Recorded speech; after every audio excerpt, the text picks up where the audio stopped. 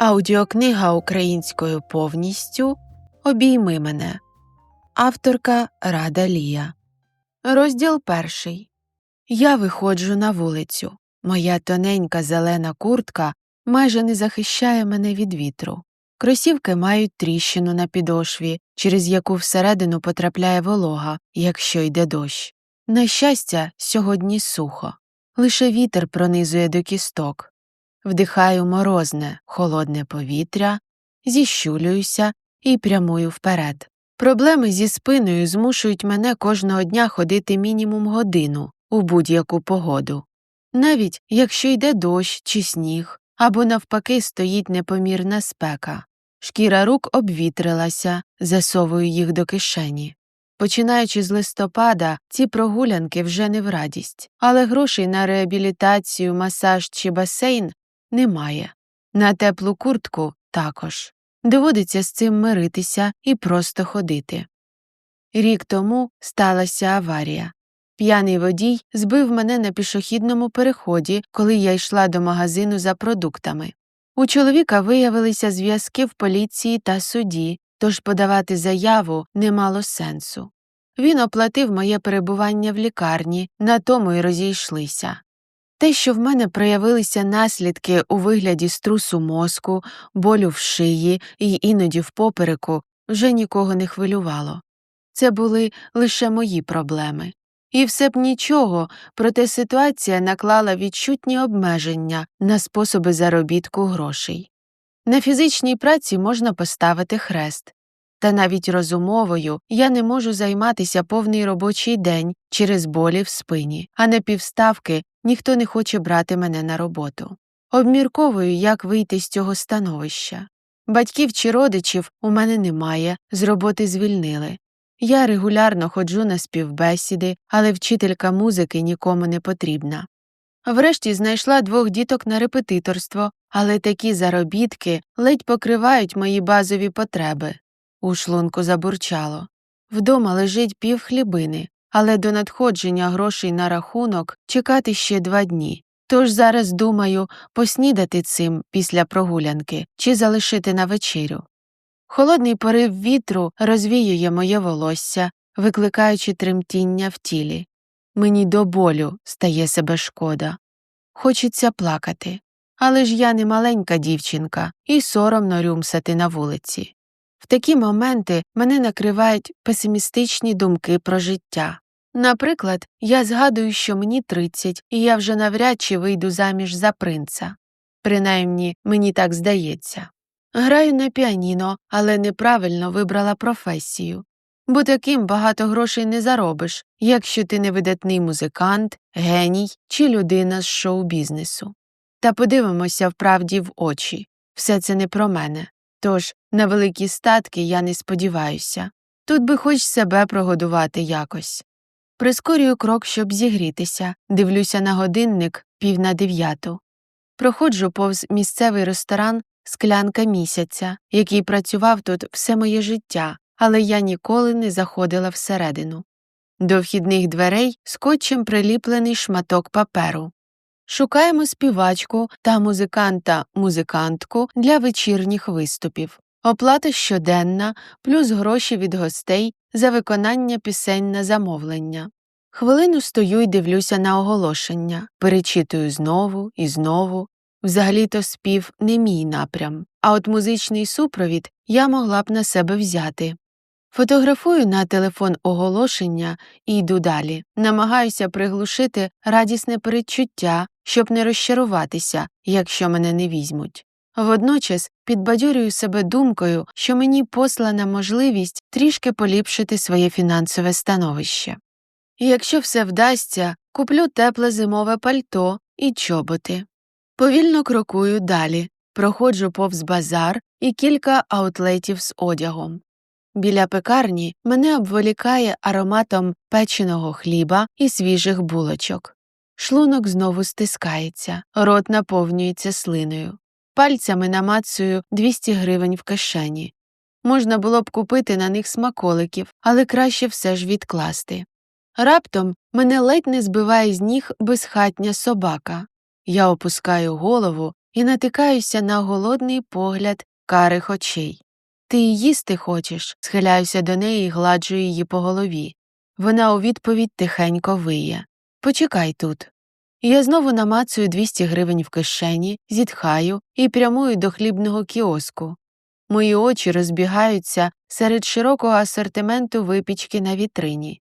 І хоч з грошима розставатися не хочеться, всередині росте відчуття радості, бо ж мимоволі згадуються зимові прогулянки в дитинстві з мамою, коли вона купувала мені булочки з маком.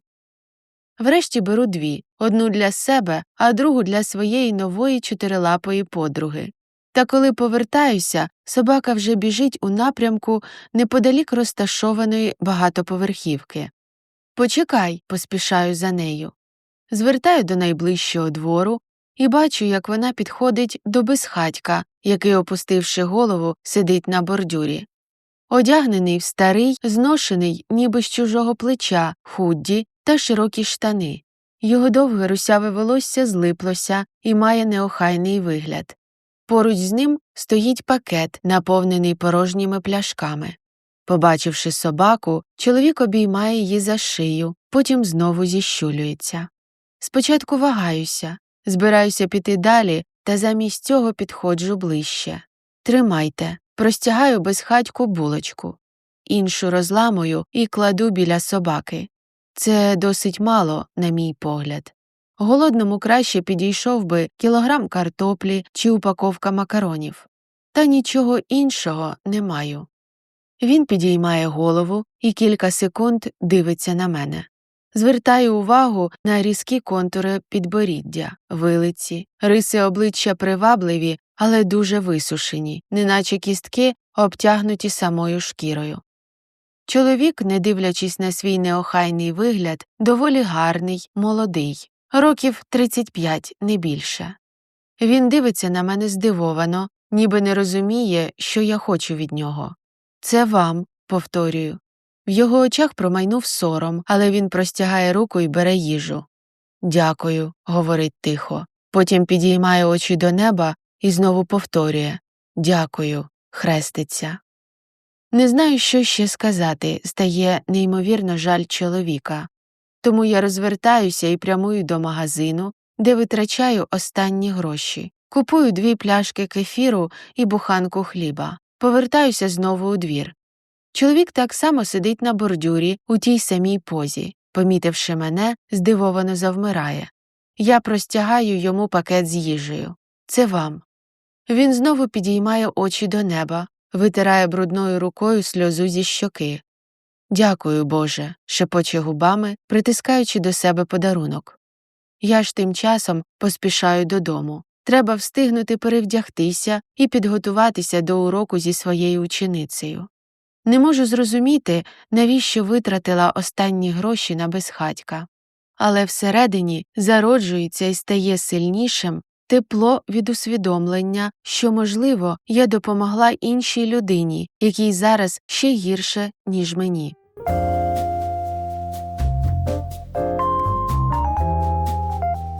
Повна аудіокнига українською на каналі Аудіокниги українською повністю Романи Рада Лія. Розділ 2. Наступного ранку я прямую на мою першу співбесіду до ресторану. «Аріно, то ви граєте на піаніно?» – питає мене менеджер склянки місяця і кривиться. «У нас тут немає піаніно, лише синтезатор». «Це нічого», – поспішно відповідаю. «На синтезаторі я теж вмію». «Ну добре, то, може, ви і співати можете?» Задумуюсь. Зайві гроші мені б не завадили. Але востаннє я співала ще в музичній школі, тож не впевнена, що потягну.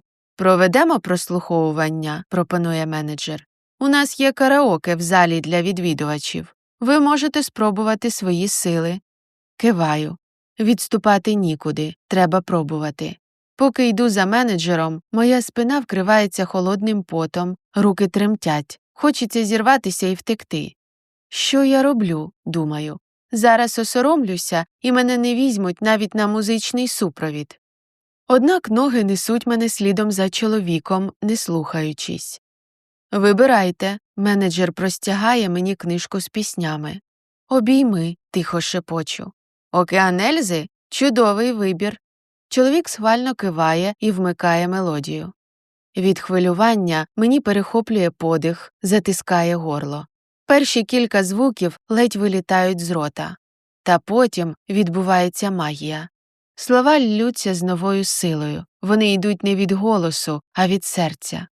Коли дійшло до приспіву, я поглянула на менеджера і побачила, що він широко усміхається і навіть намагається мені підспівувати. Пісня закінчилася, слова розчулили мене, відзиваючись кожною клітиною в тілі. Можливо, через моє становище і те, що я переживаю, не найкращі часи. «Мені подобається», – оголосив свій вирок чоловік. «Давайте тоді не витрачати час на пошук інших людей. Ви будете грати та співати. Ваш графік роботи з 6 вечора до 12 ночі кожного дня. Оплата окремо від закладу, плюс все, що отримаєте за замовлення пісень». «Почекайте», – промовляю, заїкаючись. «Дякую вам за можливість. Лише одна проблема. Я ніколи не виступала перед публікою.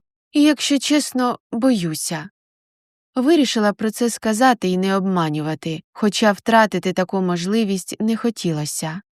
Чоловік скривився. «Ви можете потренуватися вдень тут. Але з мого досвіду, після кількох перших виступів страх пройде, і все піде як по маслу». Він посміхнувся. Після цього вийшов з зали, залишивши мене наодинці з мікрофоном і збіркою пісень. Сідаю на стілець, обхоплюю руками голову. Ну чому я така закомплексована і сором'язлива? Відчуваю злість на себе за цю мою слабкість, за те, що не можу перебороти себе. З моїх вуст зривається стогін. Мені важко уявити себе на сцені, в короткій приталеній сукні, з мікрофоном у руках. За столами сидітимуть п'яні чоловіки, які викрикуватимуть грубощі і потім підходитимуть і робитимуть непристойні пропозиції. Чомусь уявляю це так. Я не вмію ставити інших людей на місце, чи, як правильно тепер казати, захищати свої кордони. Ніколи не була в центрі уваги. Маленька, скромна Аріна. Добра, слухняна, готова всім допомогти. Та вони ж з'їдять мене тут. На очі навертаються сльози. Так, я не хочу цим займатися. Змушую себе згадати борги на кредитних картках, тріщину на підошві кросівка, коли вже б час носити чоботи, та півбуханця хліба вдома. Глибоко зітхаю. В гіршому випадку я отримаю плату за вечір і щось собі куплю, а в кращому – постійну роботу. Знову відкриваю книжку на сторінці з піснею «Обійми». На вечір треба мінімум 10 пісень. Це для початку. Починаю вчити. Весь день проводжу за тренуванням. Менеджер Олег виніс у залу синтезатор, поставив мікрофон. У ресторані з'являються перші відвідувачі. «Ризикнеш виступити сьогодні?» – питає Олег. Я киваю, хоча від страху відчуваю слабкість в ногах. Намагаюся не звертати уваги на поодинокі парочки, які вже прийшли і п'ють вино за столиками. Ти зможеш», – підбадьорюю себе і тренуюся далі. Нарешті настає 6 вечора. Я озираюся. Людей значно більше. По спині збігає цівка поту, клубок у горлі. Йду до туалету, вмиваюся. Не думала, що життя приведе мене сюди. Завжди хотіла бути просто вчителькою, давати уроки сам на сам або онлайн, сидіти вдома, грати на піаніно, читати книги. Вести тихе, непомітне і затишне життя. Навіть у страшному сні не думала про сцену. Знову вмиваюся, бо від таких думок ще більше панікую. Дивлюся на себе у дзеркало, руками пригладжую руді пасма, дістаю з сумки зелений олівець і обводжу очі. Фарбую губи блідою рожевою помадою. Оглядаю себе критично, джинси і чорного кольору светр. Не зовсім те, що чекають від співачки в барі. Та для першого разу, може, це і на краще, щоб не викликати зайвої реакції, до якої я не готова. Розправляю плечі, я мушу перебороти свої страхи, Мушу вибратися з тої ями, в якій опинилася. Повертаюся на сцену. Вирішую відкрити вечір саме піснею «Обійми», яка й відкрила мені дорогу у цей заклад. Беру мікрофон у руки, прокашлююся. Добрий вечір. Мене звати Аріна, і сьогодні я співатиму для вас. Сподіваюся, що всі ви прийшли сюди з хорошим настроєм і готові ним ділитися. А я поділюся з вами своїм голосом, виконуючи душевні і теплі пісні. Тож всім приємного вечора і починаємо.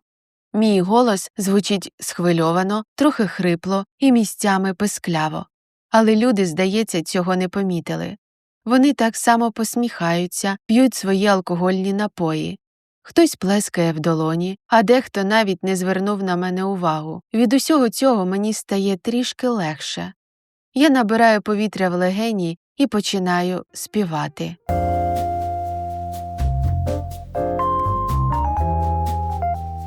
Розділ 3. О 12-й офіціанти провели останнього відвідувача, і я нарешті видихнула. Для махрової інтровертки, яка ніколи не виступала на сцені, я вважаю, що трималася гідно. Та втомилася так, що ледь на ногах тримаюся. «Ось твоя зарплатня», – до мене підійшов менеджер Олег і простягнув гроші. «Тут 1000 гривень. Поки небагато, але після місяця роботи буде підвищення ставки. І на майбутнє. Бери в людей гроші за замовлення пісень. На цьому можна заробити вдвічі, а то й втричі більше». Я киваю. Не можу відвести очей від купюр з зображенням Лесі Українки. «Тобі викликати таксі?» – люб'язно пропонує Олег. «Так, будь ласка». Він дістає телефон і робить замовлення машини. Ховаю гроші до кишені. Треба ж. Вчора я витратила останню купюру на безхатька, а тепер мені дали ще 5 таких. Шлунок стискається. Відчуваю сильний голод. Їла востаннє ще зранку. Там на кухні залишилися продукти. Нам дозволяють частину забирати собі. Пішли, щось візьмеш. Олег дивиться на мене з жалістю. «Ні, дякую», – хитаю головою. «Я не буду забирати вашу частину харчів. Там на всіх вистачить. Чекай тут». Слухняно стою, а він щезає за дверима. Через кілька хвилин з'являється знову з пакетом у руках. «Тут салати й закуски», – простягає мені їжу. «Ми готуємо завжди більше, ніж замовляє клієнт». Мені так незручно. Перестань.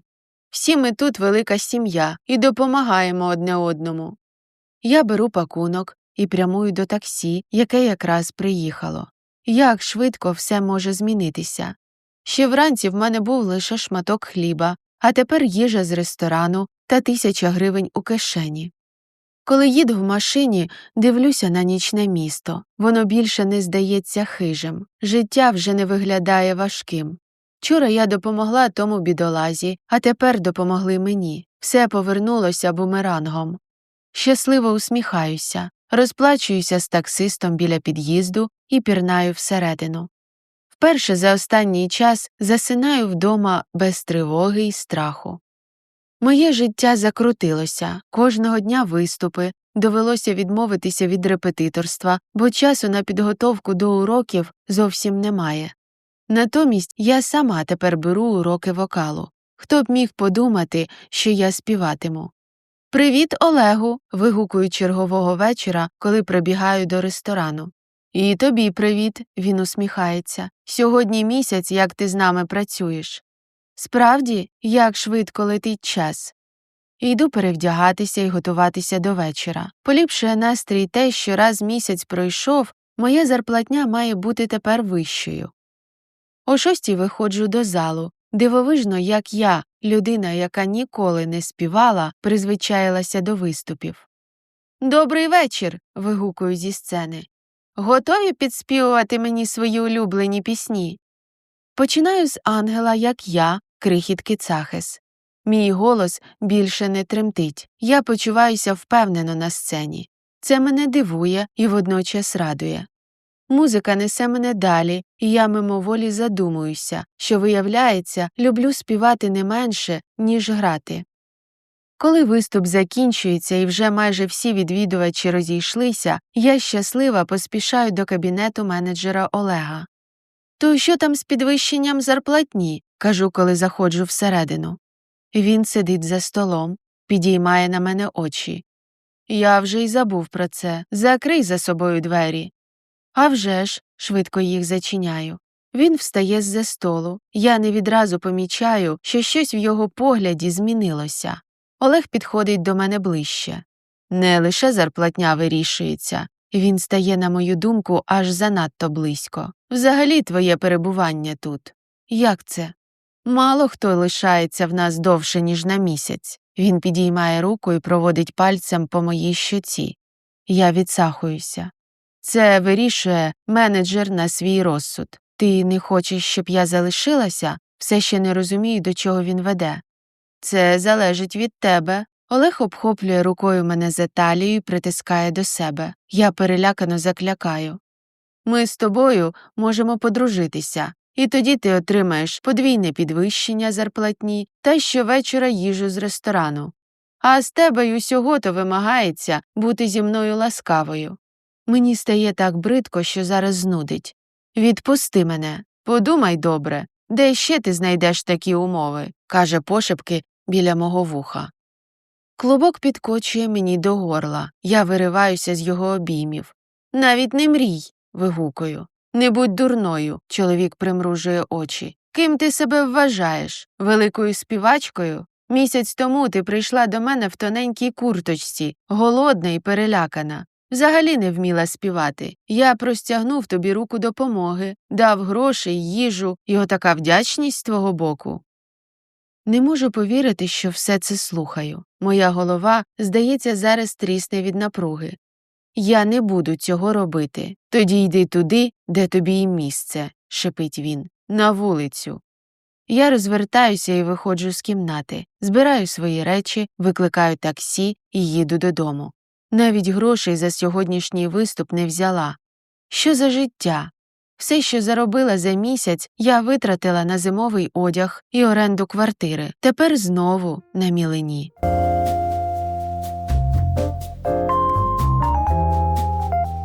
Аудіокниги українською про кохання на каналі Аудіокниги українською книги Рада Лія. Розділ 4. Від цих думок стає тоскно на душі. Відчуття, що життя постійно топить мене. Тільки я намагаюся вдихнути, як хтось хапає мене за горло і тягне на саме дно. Заходжу до квартири. Сил немає навіть на те, щоб змити макіяж. Я роззуваюся, знімаю куртку і так і лягаю на диван. Коли прокидаюся, відразу згадую, що тепер безробітна і треба терміново шукати роботу. Знімаю з себе вчорашній одяг, змушую прийняти душ. Ставлю на кухні чайник. Поки чекаю, проглядаю список контактів у телефоні. Знаходжу кілька номерів колишніх учениць і директора музичної школи. Роблю собі каву. Методично обдзвонюю всіх по списку. Змогла домовитися за одну ученицю і кілька групових уроків на тиждень в музичній школі. Це так мало, що цього вистачить максимум на оренду квартири. Щоб не впадати у відчай, одягаюся і йду на вулицю. Щоденні прогулянки в 1-2 години стали моїм обов'язком. Мозок відключається, і я перестаю тривожитися. Грудень не такий холодний, як я очікувала, а може це тепла куртка, яку я купила, захищає від морозу. Ноги самі ведуть мене до того двору, де місяць тому я зустріла собаку і нагодувала безхатька. Не знаю, навіщо туди знову йду. Я сама на мілені, та й навряд чи він зараз там сидітиме. Коли підходжу ближче, озираюся. Голі дерева, підмерзла земля, залишки зеленої трави на клумбах. Неймовірно, як вона витримує таку погоду. Приходять в голову думки, що іноді найніжніше і найм'якіше створіння може виявитися найсильнішим в складній ситуації і вистояти там, де інші не зможуть. Вже збираюся йти, як помічаю біля одного з під'їздів сірий клубок. Він ворушиться, і звідти підіймається голова з карими очима. «Це ти!» – вигукую, підходжу ближче. Собака сідає і кілька секунд дивиться на мене, потім згадує. Починає вертіти хвостиком, підбігає ближче, тулиться до мене. Я гладжу її по голові. «Чому ми зустрічаємося, коли стається якась біда?» – тихо кажу. Потім усвідомлюю, що у неї завжди біда. Вона самотня, безхатня собака. Це я, егоїстка, приходжу лише тоді, коли не все гаразд. «Я називатиму тебе Сіренькою», – кажу, дивлячись їй в очі. «Пішли погодую». Ми знову йдемо до кіоску. Я попереду, а вона ззаду, метиляючи хвостиком. Купую їй пиріжок з капустою. Вона його проковтнула за мить. Значить, справді голодна. Купую ще один. «Я мушу йти, але приходитиму до тебе кожного дня. Пробач, забрати не можу, квартира орендована». Йду далі. Вона зупиняється, неначе все зрозуміла, дивиться мені вслід. Я плачу, бо мені 30, а я навіть собаку не можу собі завести. Ще годину ходжу вулицями, розмірковую. Вчителюванням я багато не зароблю. Потрібно шукати інший ресторан, де зможу грати та співати. І якнайскоріше. Повертаюся додому, треба готуватися до уроку з ученицею. Тож відкриваю до Елізи Бетховена і починаю знову і знову повторювати композицію. Потім місячну сонату. Мої пальці пам'ятають все, хоч за час трохи втратили гнучкість. Після обіду проводжу урок, я вже й забула, як це. Раптом розумію, що навчати інших більше не хочу. Пояснювати по кілька разів одне і те ж, витрачати час на елементарні речі. Колись мені подобалося вчителювання, та тепер я радше співатиму в ресторані або писатиму свою музику. Мені приємно співати перед публікою. Все було б чудово, якби не поведінка Олега. При згадці про нього в мене все закипає всередині. Я відкриваю лептоп і починаю шукати ресторани в місті з живою музикою. Виписую їх назви з адресами на листочок. Наступні кілька днів витрачаю на те, щоб обійти кожен з тих закладів. «Вибачте, в нас вже є співачка», – відповідає мені адміністраторка в першому ж ресторані. Те саме чую в наступному і ще в кількох. «Ми не платимо співакам. Вам мають платити відвідувачі при замовленні пісень», – лунає і такий варіант. Далі мені називають такі суми, що я тільки на таксі витрачу стільки ж, якщо не більше, і ця робота тоді взагалі не матиме сенсу. Втомлена і засмучена, пішки повертаюся у свій район. Проходжу повз «Склянку місяця», злощасний ресторан, з якого мене звільнили. На очі навертаються сльози. Підходжу до перехрестя. Роззираюся і дивлюся, чи не їдуть машини, та раптом бачу в кінці вулиці новий заклад. Ноги самі несуть мене туди. «Піцерія Порт Олива», читаю вголос. Це не зовсім те, що я шукала. Точніше, зовсім не те. В піцеріях зазвичай немає живої музики, але мені вже втрачати нічого. Заходжу всередину. «Чим можу допомогти?» Назустріч виходить жінка років 50, приємної зовнішності. Одягнена в костюм, в окулярах. Вона щиро посміхається і очікує на мою відповідь. Знічуюся. А чим вона справді може мені допомогти? Я співачка і граю на піаніно або синтезаторі, в принципі, на більшості клавішних інструментів, виправляюся. Я шукаю роботу, та, мабуть, у вас такого немає? Вона замислюється, у нас справді немає живої музики. Та знаєте що? Каже, помітивши моє розчарування. Залиште свій номер телефону. Я запитаю у власника. Він якраз шукав ідеї для залучення більшої кількості відвідувачів. Киваю. Залишаю свої контакти, знаючи, що навряд чи мені зателефонують. Бо цей світ такий. Треба налаштовуватися, що з 10 спроб буде 9 відмов, і лише 10, можливо, успішна. Зневірено волочуся вулицями. Вже вдома на кухні намазую булку маслом, роблю солодкий чай. До біса дієти та фігуру. В мене важкий день, я заслужила. Та чомусь калорії не підіймають настрій. Сідаю на дивані, притягую до себе коліна. Думаю над тим, що все моє життя – це боротьба. Палке сонце шкіру обпікає, холодний вітер коси розвіває, а сніг що, може, від нього серце замерзає? Задумуюся. Може, мені вірші писати? Слова самі складаються як треба. Так я і пісню створю для своїх виступів. Від думок мене відриває телефонний дзвінок. «Аріно, це Марта. Ви сьогодні заходили до нас в Порт-Олива з приводу живої музики». «Так, я пам'ятаю», – кажу поспішно. «Щось вирішилося?» «Аріно, власник зацікавився вашою ідеєю. Чи не могли б ви завтра підійти об 11 годині дня й обговорити її з ним?» Залюбки. Кладу слухавку. На дні моєї душі зароджується іскорка надії. Вона така маленька, що й зважати не варто. Та якщо все вийде, може розгорітися у яскраве, бурхливе полум'я.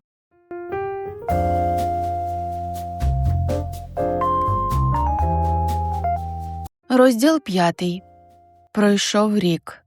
Через півгодини в мене виступ в Порт-Олива, а я досі нічого не купила сіренькій і не погодувала її. Навіть ще не вийшла з квартири. Швидко одягаю джинси, светр, улюблені кросівки, теплу куртку фірми «Коламбія».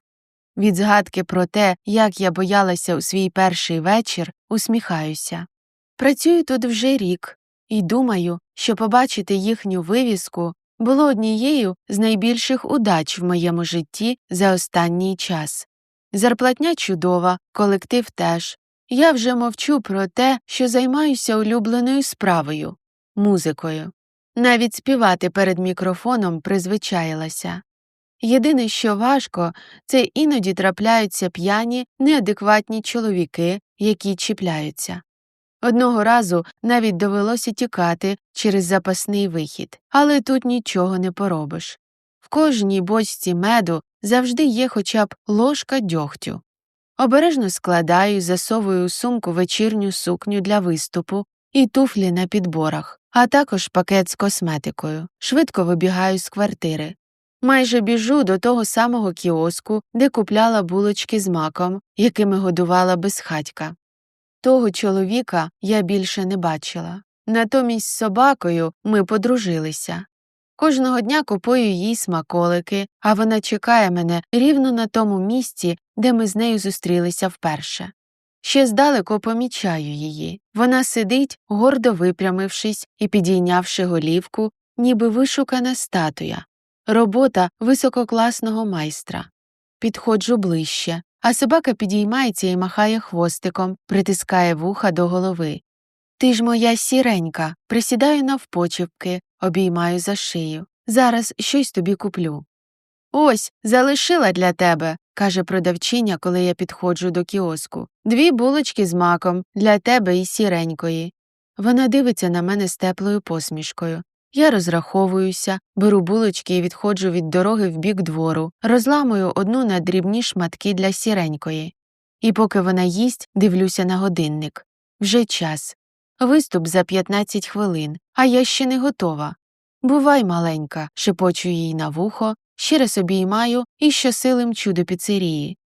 Останнім часом я знову подумаю, щоб забрати сіреньку до себе. Попереду зима, і мені жаль дивитися, як безхатні собаки мерзнуть на вулиці. Проблема в тому, що я продовжую жити в орендованій квартирі, власниця якої проти тварин. Біля входу палить Марта. «Запізнюєшся?» – вигукує в мій бік, поки я пробігаю повз неї всередину. В кімнаті для персоналу швидко знімаю з себе одяг, натягую колготки, довгу чорну сукню, туфлі на підборах, розпускаю волосся. Воно сягає мені до поясу. Пальцями розпушую і вкладаю окремі пасма. Кручуся перед дзеркалом. Роблю смоукі айс. Фарбую губи темно-червоною помадою. В житті такою не користуюся. Вона додає мені віку. Але для нічного макіяжу, та ще й на відстані від людей, те, що треба. Трішки хвилююся. Вже не так, як рік тому, але все одно кожного разу перед виходом на сцену я тремчу. Нарешті заспокоююся і виходжу. Сьогодні п'ятниця, і майже всі столики зайняті. Я не дуже добре бачу обличчя людей, бо люстри освітлюють сильніше центральну частину зали і сцену. Та, може, це й на краще. «Добрий вечір!» – вигукую в мікрофон. «Сподіваюсь, що сьогодні всі в хорошому настрої?» У відповідь лунають оплески. «Так, бачу, що в хорошому. Тоді розпочнемо наш вечір і зробимо настрій ще кращим». Люди знову плескають в долоні. Перше, що виконую, це «Плакала казки». Коли співаю, намагаюся навіть не дивитися нікуди. Місцями закриваю очі. Люблю цю пісню і взагалі всі душевні українські пісні. Завжди нагадують якісь моменти з мого життя, які пережила. І тоді співаю з серцем, пропускаю через себе, ділюся з людьми частиною своєї душі. «А ти сексуальна, мала! Познайомитись не хочеш?» – вигукує хтось з залу, коли я закінчую. Ну ось, почалося. Удаю, що не чую, називаю наступну пісню «Додому, Калуш». В глибині залу знову лунають якісь вигуки, але я їх ігнорую і продовжую співати. Після цього оголошую паузу в 10 хвилин і йду до кімнати для персоналу. «Агов, мала!» – хтось вигукує позаду. «Ти що, не чуєш?» Мене хапає за руку чоловік і розвертає до себе. «Що вам потрібно?» – кажу тремтячим голосом. Так далеко ще ніколи не заходило. Чоловіки чіплялися й раніше, але щоб бігли за мною і хапали за руки – таке вперше. «Ти мені сподобалася. Познайомимось? Я, до речі, Юрій. Можна просто Юра». Він притискається до мене, і я відчуваю суміш запаху алкоголю, парфумів і чоловічого тіла, від яких мене зараз знудить. Панікую, від цього заклякаю, не в змозі відштовхнути його. «Не знайомлюся, вибачте», – тихо кажу. «А це ж чому? Я тобі не подобаюся? Вважаєш себе надто гарною для мене?» Я стискаюся і картаю себе за це. Не можу дати відсіч, закричати. Ще з дитинства в критичні моменти в мене просто пропадає голос. Подумки молюся, щоб Марта здогадалася піти перевірити, де я. «Ти не заблукав?» – лунає позаду мого нападника голос. Чоловік озирається, я теж вглядаюся в темряву, бо поняття не маю, хто це. В проході стоїть молодий чоловік, високий, широкоплечий, спортивної статури. Він загрозливо насувається в бік Юрія і витягує руки з кишень. «А тобі яке діло? І йди, куди йшов», – гаркає Юрій. «Мені є діло, це моя дівчина. Тож, якщо не відійдеш від неї зараз, то отримаєш особистий урок з боксу». На мить Юрій розгубився, потім повернувся до мене. «Це правда?»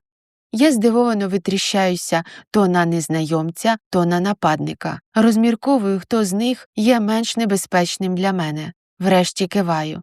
«Так, це мій хлопець». Мій голос тремтить, хоч я й намагаюся звучати впевнено. «Тоді прошу вибачення», – він звертається до незнайомця. «Що ж ти, друже, для своєї кралі не міг іншу роботу знайти, ніж співати в закладі, де чоловіки п'ють, гуляють чи знімають на ніч дівчат?» Він, хитаючись, йде в бік залу. Я ж, не чекаючи ще одного нападу, тільки тепер від незнайомця, швидко розвертаюся, пірнаю в кімнату для персоналу і замикаю за собою двері.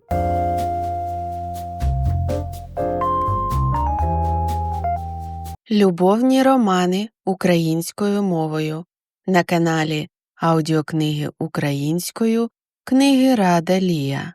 Розділ 6. Роблю кілька глибоких вдихів і видихів. Обпираюся на двері. Закриваю очі. Мене трусить. От чого я така боягузка? Чому не можу дати жорстку відсіч? «У тебе все нормально?» – лунає за дверима голос незнайомця. Здригаюся, серце підскакує у грудях, завмираю. Він стукає у двері. «Агов, чуєш? Я не скривджу тебе. Просто скажи, чи все нормально». «Так, все добре».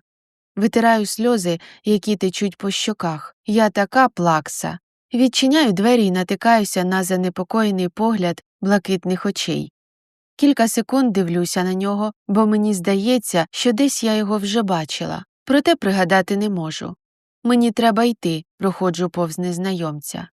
«Нічого не бійся», – каже він мені вслід. «Тебе ніхто не чіпатиме. Я прослідкую за цим». Не відповідаю. Йду мовчки далі. Мені приємно, що він заступився, проте не знаю, чи він краще тих, хто чіпляється. В цілому, я взагалі нічого про нього не знаю. Коли підіймаюся на сцену, мене трясе. Боюся, що той чоловік чи хтось інший почне щось неприємне викрикувати чи говорити непристойності. Виконую далі пісні зі свого репертуару, і на диво ніхто мені не заважає. Намагаюся не думати про чоловіка з блакитними очима. Де він зараз? Мабуть, десь там, за одним зі столиків, якщо вірити його обіцянкам. Завершую свій виступ, як завжди, піснею «Обійми». Люди аплодують, а я йду в кімнату для персоналу, видихаю.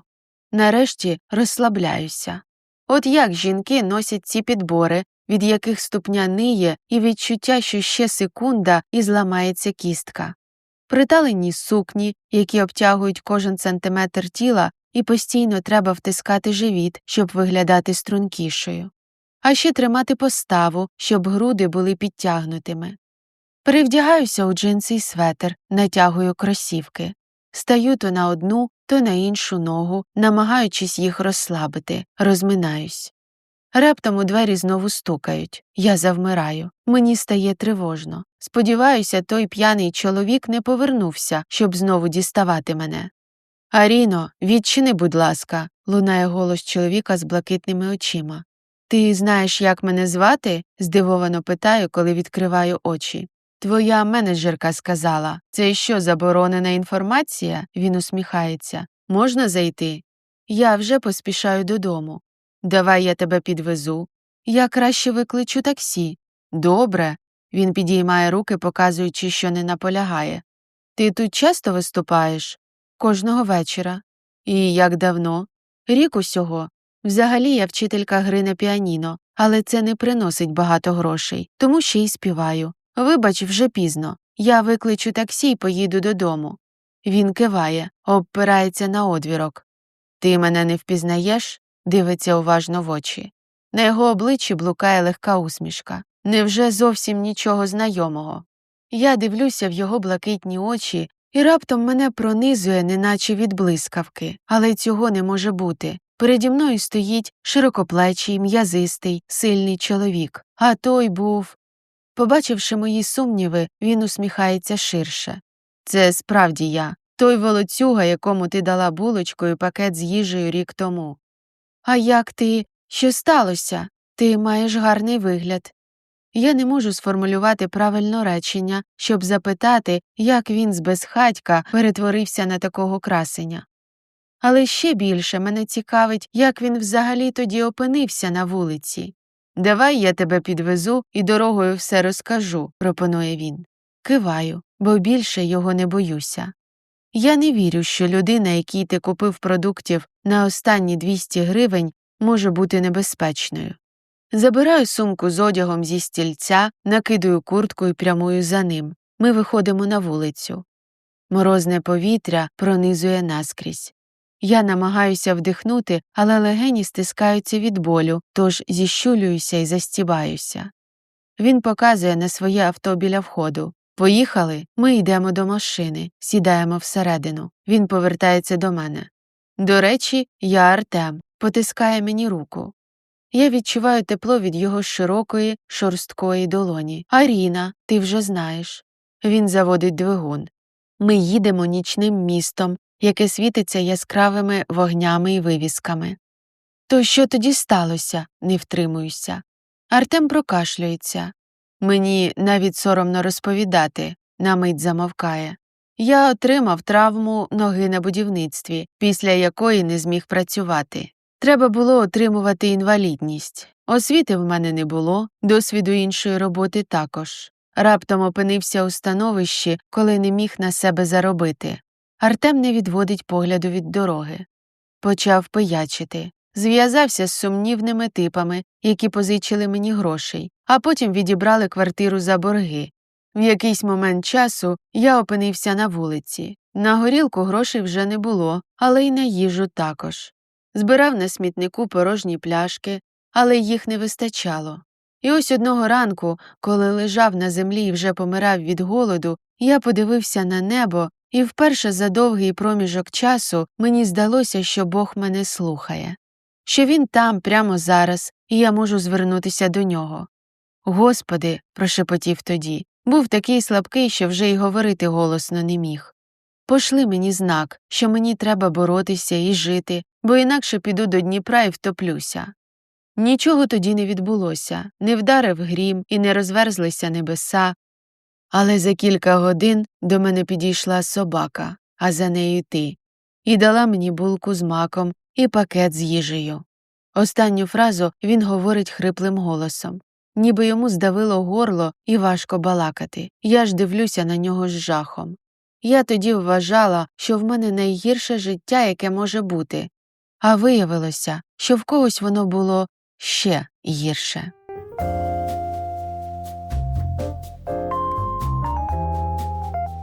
Розділ 7. А потім я підійнявся з землі і згадав про свого однокласника, який володіє магазином з будівельними матеріалами, продовжив Артем. Влаштувався до нього сторожем. З часом просунувся до менеджера. Завів кілька дуже хороших знайомств з місцевими бізнесменами та забудовниками. Врешті відкрив власну компанію, яка робить ремонти в новобудовах, а клієнтів мені постачають самі забудовники. Ти не кульгаєш. Зробив операцію в Німеччині. Я рада, що в тебе тепер все гаразд. Лише завдяки тобі. Він зупиняє машину біля мого дому. Ти, як той янгол, з'явилася в моєму житті і врятувала.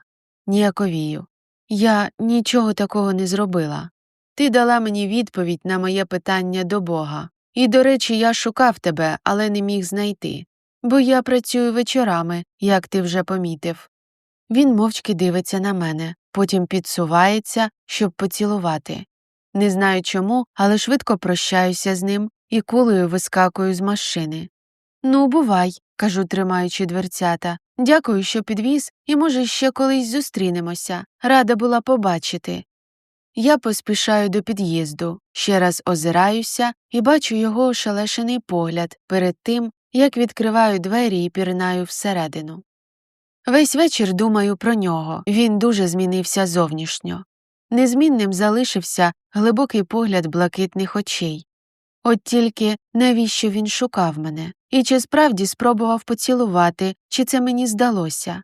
Я намагаюся заснути, але майже всю ніч кручуся. Здається, тільки закриваю очі, як враз спрацьовує будильник.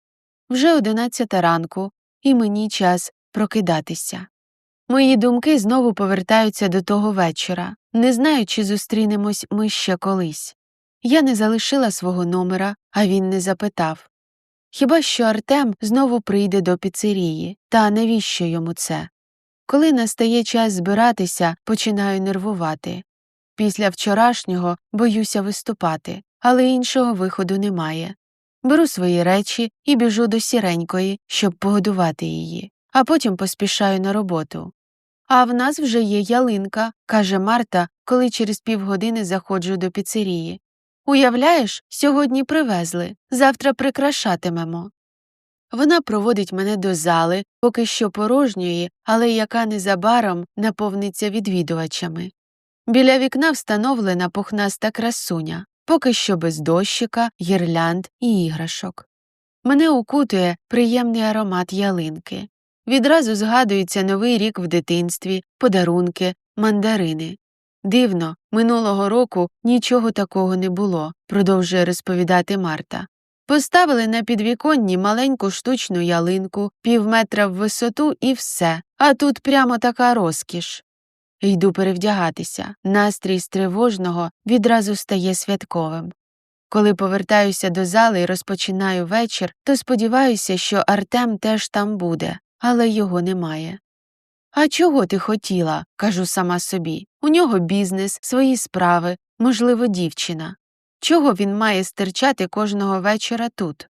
Я все це розумію, але мені все одно сумно. Після виступу йду перевдягатися. З позитивного до мене ніхто не чіплявся, що в моєму випадку прямо дуже добре. Тож зі спокійною душею їду додому. Весь тиждень, день за днем, я очікую, що Артем прийде до піцерії. але цього не відбувається. Підозрюю, він образився, що я відсунулася тоді в машині, коли він спробував мене поцілувати. Тим часом у нас в закладі багато змін. Крім ялинки, з'явилися камери спостереження і один охоронець. У нас власник змінився. Якось перед виступом зайшла до мене Марта. Всі ці нововведення від нього. Це погано? В цілому ні, задумливо відповідає. Але хто знає, що ще йому спаде на думку? Може, він і нас на роботів замінить? Сміюся. Думаю, вона перебільшує. Хоча б до того моменту, як власник скасує живу музику у закладі. Тоді, звичайно, мені буде не до сміху. Пройшов ще тиждень, і я більше не згадую про Артема. Та несподівано, саме в цей вечір він з'являється. Я щойно закінчила чергову пісню, як з зали донеслося «Заспівайте Вакарчука». Мружуся, намагаючись розгледіти замовника. Врешті він підходить ближче, і я бачу, що це Артем. На вулиці мороз, сніг, а він одягнутий у футболку з короткими рукавами, яка підкреслює його міцні м'язи. Руки схрещені, на обличчі усмішка. «Зможете?» «А вже ж», киваю, співаю. Після виступу він підходить до мене, дивиться в очі довго і уважно. «Я хочу, щоб ти більше не виступала в цьому закладі». «Як це?» – витріщаюся на нього. «Чому?» «Тому що це може бути небезпечно. Це не тобі вирішувати», – злюся я. «Взагалі-то мені, бо я тепер власник цієї піцерії». «Відколи?» «Вже 2 тижні». «То ти мене звільняєш?» Моє серце стискається. Невже це знову відбувається зі мною? Він усміхається. Я роблю протилежне від звільнення. Прошу тебе залишитися в моєму житті назавжди, стати власницею закладу і моєю дружиною. Я мовчу, лише відкриваю і закриваю рота, намагаючись щось сказати. Ти ж мене не кохаєш, нарешті кажу розгублено, а без любові я заміж не хочу. Я тебе кохаю ще з тої миті, коли ти простягла мені булку з маком і пакет з їжею. Так кохаю, що спеціально для тебе купив цю піцерію. Але тоді ти маєш погодитися на одне моє прохання». «Яке?» Бачу, що він напружився. «До нас переїде Сіренька, собака, яку я тоді зустріла разом з тобою». Він киває і усміхається. Я дивлюся на нього, на святково прикрашену залу та пухнасту ялинку біля сцени, і мені раптом до болю хочеться за нього заміж. Все, що пережила на шляху до цієї миті, було недаремно. Воно сталося для того, щоб врятувати найкращу людину на світі, яка стане моїм чоловіком.